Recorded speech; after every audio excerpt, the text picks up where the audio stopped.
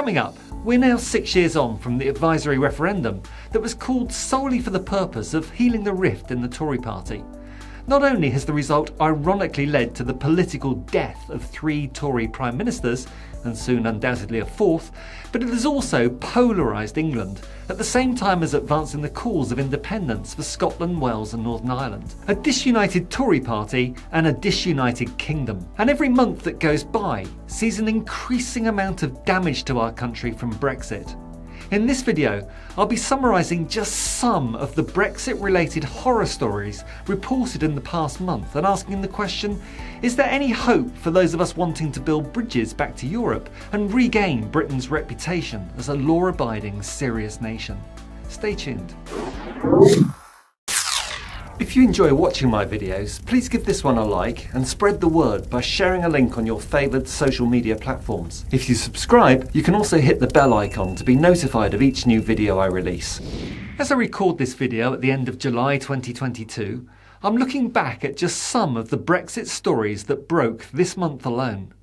There's no doubt that as the pandemic lockdown slips into history, so more of the catastrophe caused by Brexit becomes more visible and less easy for the Brexit cult members to explain away by blaming Brexit issues on COVID. 1st of July, the Financial Times reported UK trade performance falls to worst level on record in first quarter.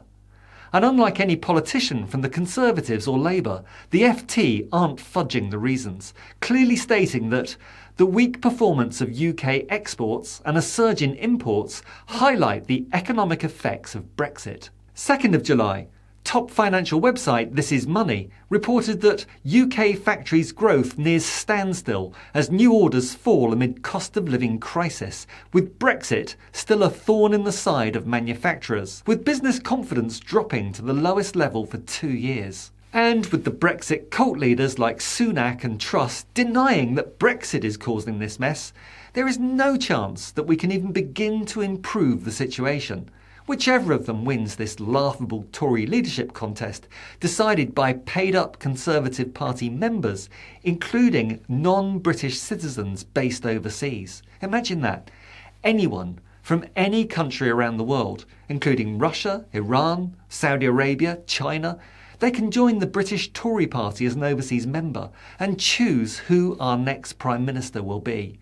That's almost as crazy as Brexit. 3rd of July. The Belfast Telegraph ran a story about top chef Claire Smith, patron of the 3 Michelin-starred Core restaurant in London, describing Brexit's impact on the UK's hospitality industry being huge as a European workforce are denied chances. She added, "It was a real challenge and a shame that many workers from countries like France and Switzerland, who of course are in the Schengen zone, were now being denied the opportunities she had enjoyed when she worked abroad as a young chef. Brexit has been huge. The whole industry is missing the European workforce." 5th of July. The BBC reported on the Brexit risk to breeding programmes in zoos and aquariums. Brexit zoos and aquariums call for animal transfer deal.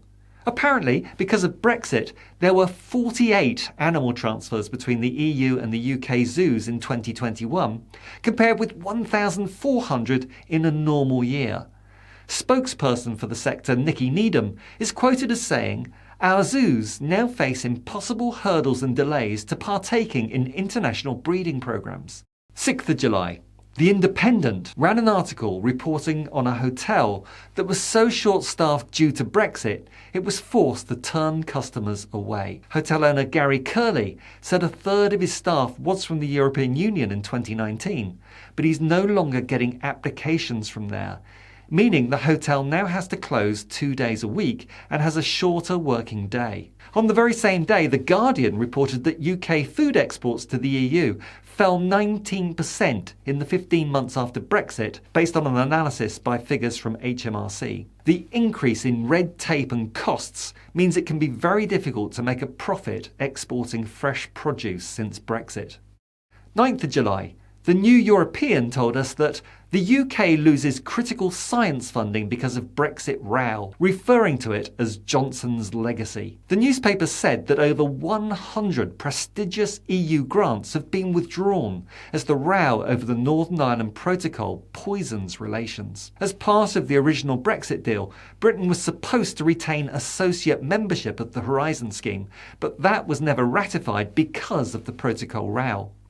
As the stalemate drags on, the European Research Council, the organisation that delivers much of the funding, said that if ratification did not happen by June the 29th, the grants would only be available to those researchers willing to move their work to a European institution.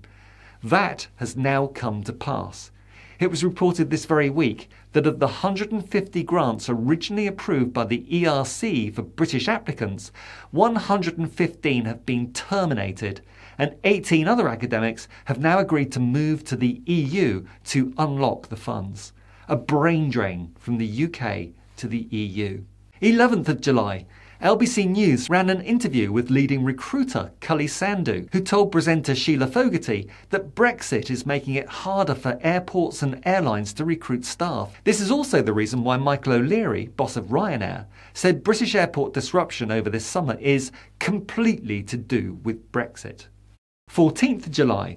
According to The Guardian, the UK approved fewer new medicines than the EU and the US in 2021, the first year after the end of the Brexit transition period. That's why the EMA moved from London's Docklands to Amsterdam in March 2019, closing its office in Canary Wharf with the loss of 900 British jobs.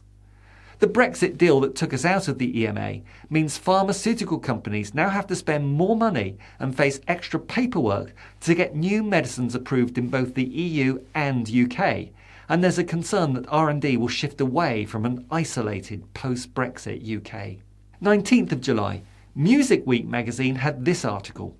All-party parliamentary group on music urges government to fix EU touring as bands face Brexit costs. The music industry have been complaining about the soaring costs and red tape involved in touring the EU post-Brexit. Since the so-called oven-ready trade deal between the UK and EU in late 2020, Music Week has reported on the fallout from the lack of provision in the agreement for visa-free touring, which a minister in Johnson's government later described as not consistent with Brexit.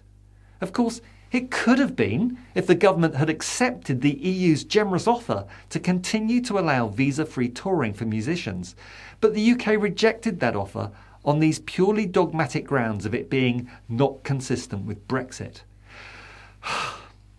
On the same day, The Independent reported that factory worker shortages are costing the UK £7 billion in lost output. Stephen Phipson, Chief Executive of manufacturers organisation Make UK, said there are currently 95,000 manufacturing vacancies unfilled.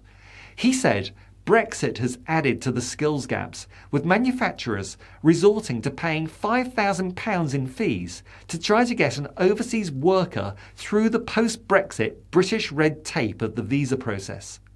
Most worryingly, this skill shortage is now having a long-term impact by causing a lack of investment into this risky industry due to the drag on profits. 20th of July.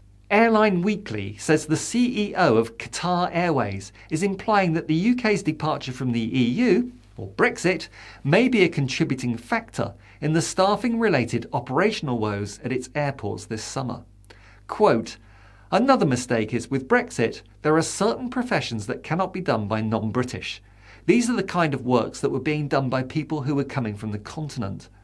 This on the same day that the Byline Times reported a £15 million Brexit white elephant border control post standing empty and unused.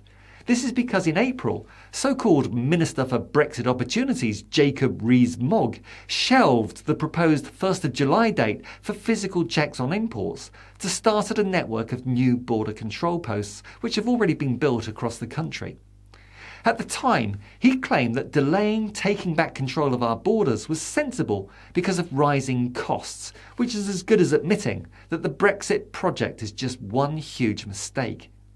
Many British food sector companies are complaining about extra costs now associated with shipping products to the continent, while their EU competitors continue to have free entry into the UK because of the delays to implementing Brexit controls. 22nd of July, The Independent reports Brexit divorce bill jumps by £10 billion, the government quietly admits. So the original cost of Brexit was estimated to be £32.9 billion, but that's now risen to £42.5 billion. That's equivalent to roughly £700 for every adult and child in the UK.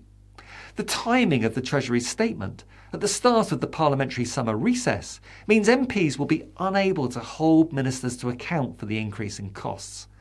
As always, the government dodging any accountability for Brexit, avoiding any discussion about the consequences of Brexit. Like I said, if they won't even acknowledge the mess, how the hell can we even begin to tackle it? And just to underline this, the Treasury also said in the statement that it does not plan to release further estimates of the cost of Brexit, even if it increases by more. They're living in denial.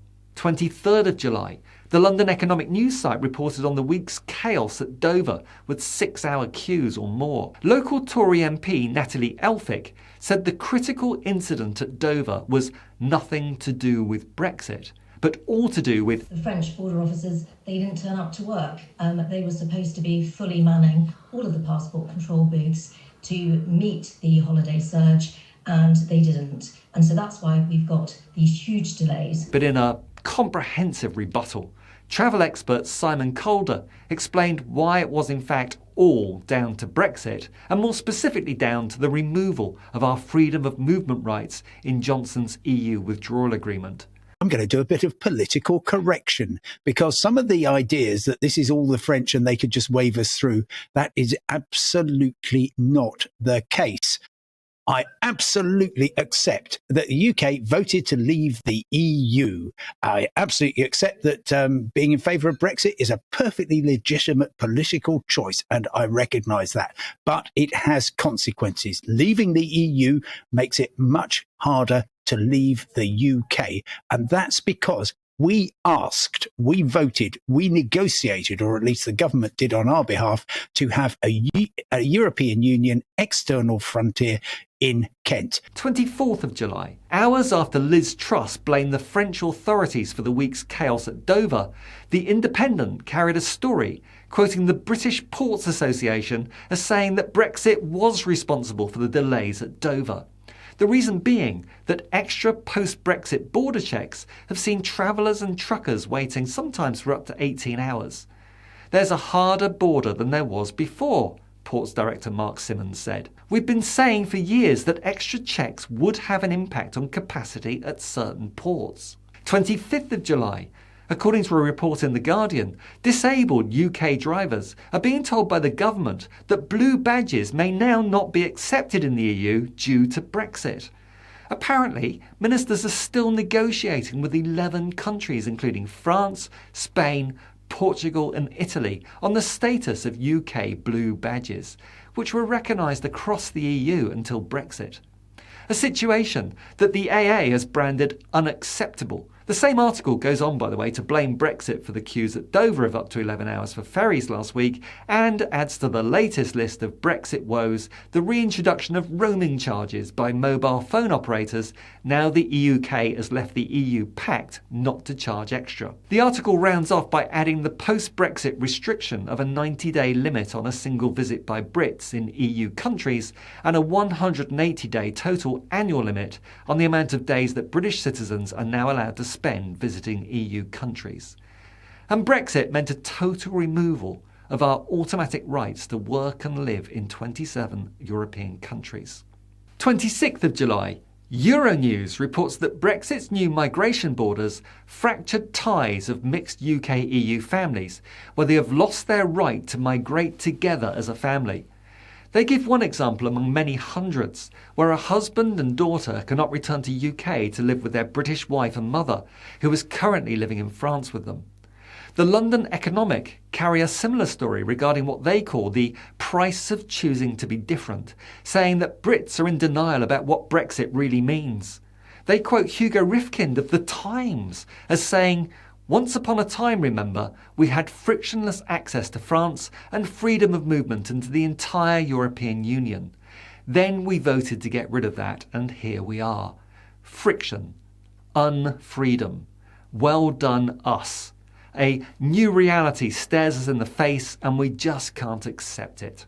27th of July. The drinksbusiness.com website carries the story of a UK wine supplier who's moved his entire business to France to mitigate Brexit costs of £150,000. He said that he was following UK government recommendations to do this as a way to get around the incredibly complicated process and paperwork for importing alcohol from the EU to the UK after Brexit. The UK's loss is the EU's gain. Brexit is the gift that keeps giving to the EU and taking from the UK. 28th of July. The Guardian carried an article headed "British exporters report stagnating trade as post-Brexit delays are blamed." The British Chambers of Commerce, the BCC, said that a survey of 2,600 exporters showed Brexit was one of the main barriers to exports after the introduction of customs checks and delays at the border. Since last summer, UK exports have stalled to the EU and the rest of the world, while many other leading exporting countries are actually enjoying a boom. So, as you can see, a year and a half on from the end of the Brexit transition period, each new day brings a fresh Brexit nightmare. Since the end of lockdown, it's getting worse by the month, with July 2022 the busiest yet for fresh Brexit horror stories. But hold my beer, says August.